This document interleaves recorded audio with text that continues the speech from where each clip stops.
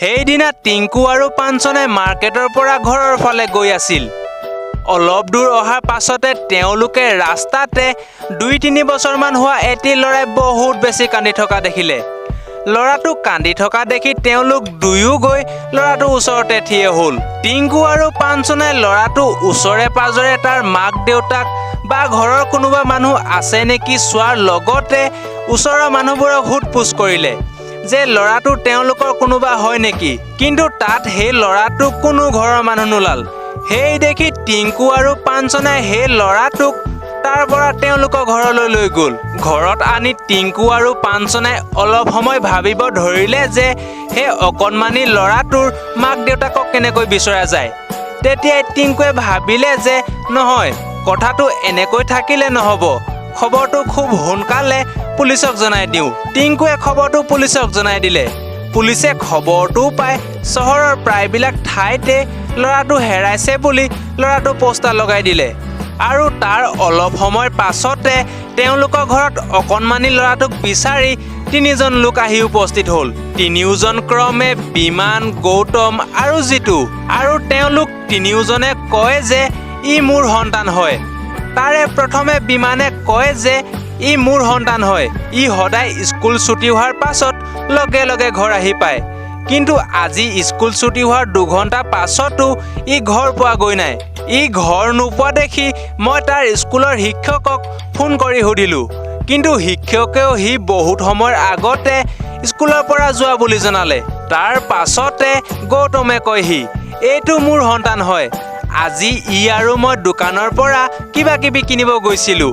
মই দোকানৰ বস্তু লৈ থাকোঁতে ই মোৰ পাছতে থিয় হৈ আছিল, কিন্তু যেতিয়া মই পাছলৈ মূৰ কৰি চাওঁ দেখোঁ যে তাত সি নাই, আৰু তেতিয়াৰে পৰা মই ইয়াক বিচাৰি আছোঁ।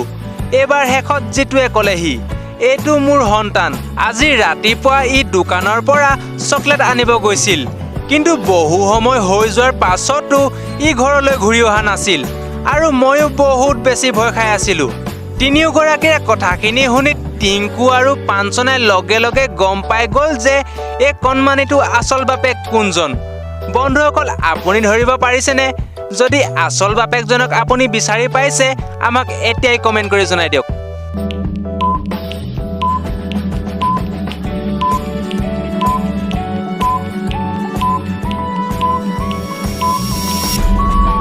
বন্ধুসকল, আপুনি আচল বাপেকজনক বিচাৰি পালেনে? আচল বাপেকজন হৈছে গৌতম। তাত থকা বাকী 2জন অৰ্থাৎ বিমান আৰু জিতু কথাখিনি আপুনি যদি মন কৰিছিলে, তেওঁলোকৰ কথাখিনি বিশ্বাসত ল'বলৈ অলপ টান হয়। বিমানে কৈছিল তেওঁ ল'ৰাটো স্কুল ছুটি হোৱাৰ পাছত সদায় লগে লগে ঘৰ আহি পায়, কিন্তু 2-3 বছৰ হোৱা ল'ৰাটো কেনেকৈ সদায় স্কুলৰ পৰা অহা যোৱা কৰিব পাৰে বাৰু? যদি ল'ৰাটো স্কুলে গৈছিল তেতিয়া ল'ৰাটোৰ ওচৰত এটা স্কুল বেগ থাকিব লাগিছিল।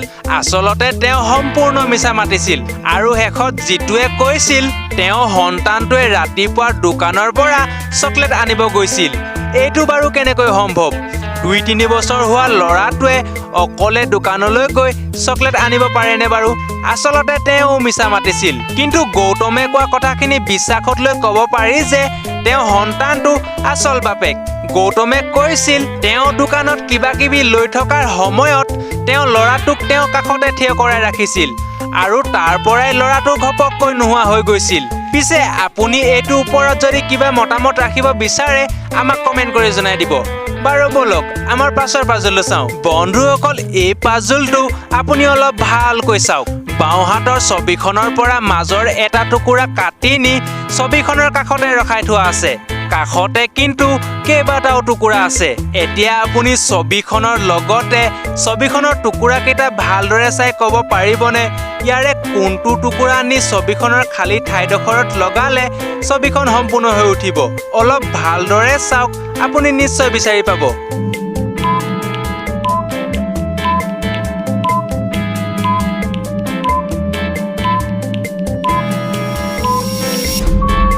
বন্ধুসকল, আপুনি যদি এইটো টুকুৰা আনি ছবিখনৰ খালীডোখৰত লগাই দিয়ে দেখিব ছবিখন সম্পূৰ্ণ হৈ গৈছে। পিছে আপুনি উলিয়াব পাৰিছিল নে নাই, আমাক কমেণ্ট কৰি জনাই দিব।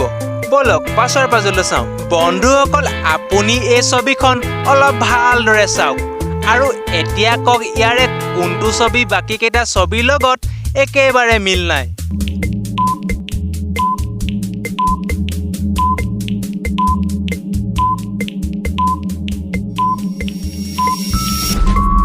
বন্ধুসকল ইয়াত এ বি আৰু ডি ছবি কেইখন আমাৰ সোঁহাতৰ ছবি হয় কিন্তু সি ছবিখন আমাৰ বাওঁহাতৰ ছবি হয় ইয়াত এইটোৱে মিল নাই পিছে আপুনি উলিয়াব পাৰিছিল নে নাই আমাক কমেন্ট কৰি জনাই দিব বাৰু বলক আমাৰ আজি বিশেষ বুদ্ধিৰ পাজল চাওঁ তাৰ আগতে যদি আপুনি আমাৰ আজিৰ এই ভিডিঅ'ত এতিয়ালৈকে এটা লাইক কৰা নাই এতিয়া এটা লাইক কৰি দিয়ক লগতে চেনেলটোকো সাবস্ক্ৰাইব কৰি ৰাখক যাতে আগলৈ আৰু এনেকুৱা ধৰণৰ ভিডিঅ' চাই যাব পাৰে বন্ধুসকল আপুনি এই ছবিখনত থকা দুয়োজনকে অলপ ভালকৈ চাওক আৰু এতিয়া অলপ ভালকৈ ভাবি আপোনাৰ উত্তৰটো কওক যে ইয়াত কোন বেছি মহা পাগল হয়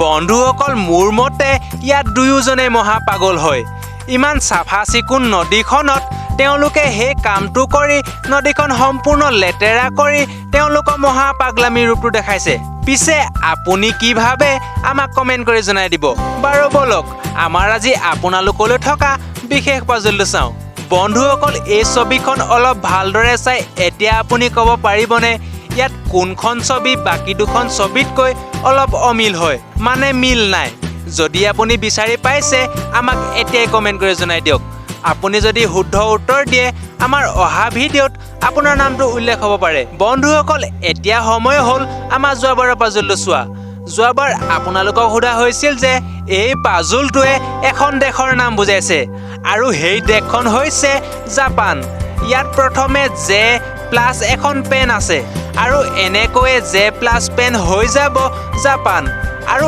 এই পাজলটো শুদ্ধ উত্তৰ দিয়া কেইজনৰ নাম ক্ৰমে চিন্তুমণি দাস দীপাংকৰ দত্ত দিনেশ দাস মেঘালী শইকীয়া সুৰাজ কলিতা আৰু নীতিশ তালুকদাৰ শুদ্ধ উত্তৰ দিয়া আপোনালোকৰ লগতে ভিডিঅ'টোত কমেন্ট কৰা সকলোলৈকে শুভেচ্ছা থাকিল বাৰু বন্ধুসকল আজিলৈ এৰিছো লগ পাম এটা অন্য ভিডিঅ'ত ধন্যবাদ